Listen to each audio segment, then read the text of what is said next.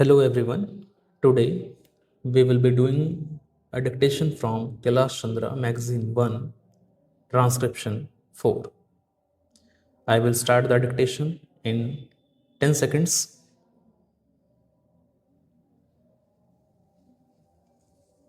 Five seconds to go.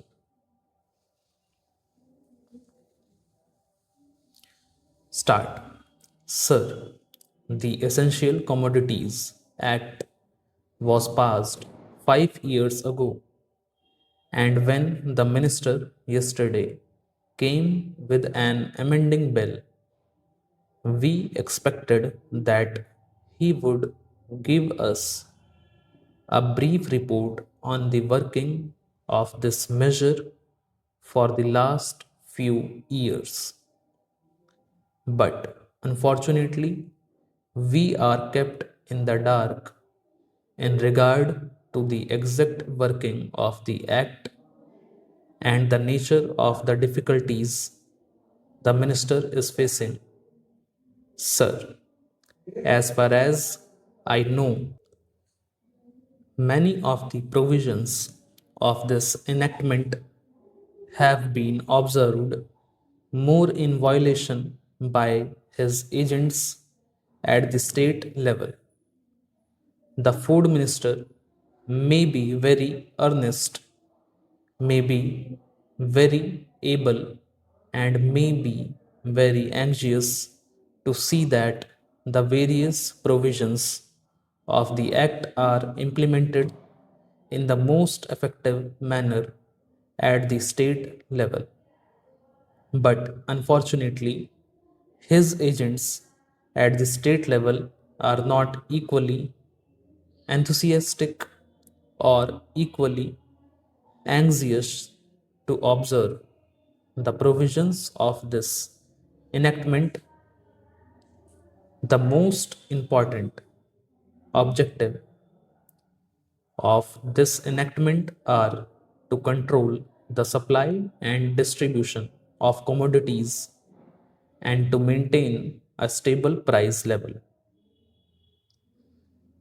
In regard to both these aspects, I am afraid that the government has failed to realize the objectives in view.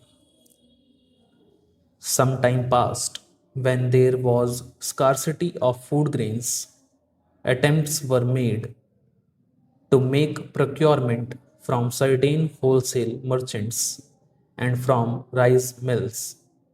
In my own state, I know of many instances of such procurement where, after making known that certain things had to be done and certain steps had to be taken by the merchant community, nothing was done later on by the government. When they found that these very orders of the government were violated, as a part of the violation, there was a consequent rise in the prices of food grains.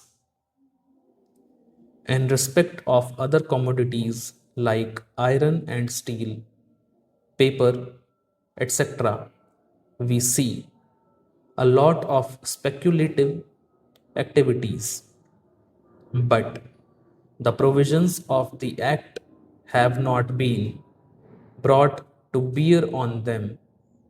Perhaps no case of prosecution was launched against those people who contravened the various provisions of the Act.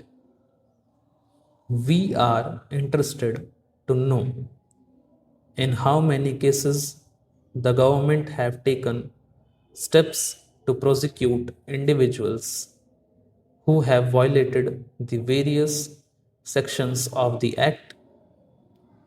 The minister said that the powers under the Act were not adequate. We sympathize with the food minister, but I want to know what action has been taken in this regard by the various state governments.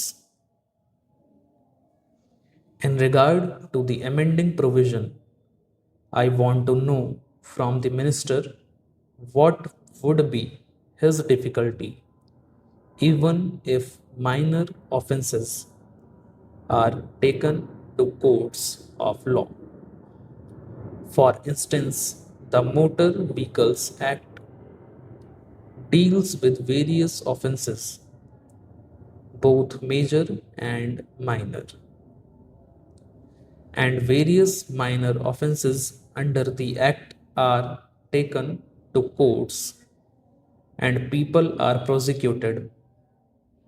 What is the difficulty in taking these cases of a minor nature to courts of law? There, the people will have some safety that they will get a hearing, and if the offenses are really offenses, then they would be prosecuted, otherwise, they will be acquitted. Here, the minister says that there should be a security deposit. If there is a violation of a particular provision of the enactment, then the executive authority will have the power either to confiscate a part of the amount or the whole amount. We are clothing the authority with more powers.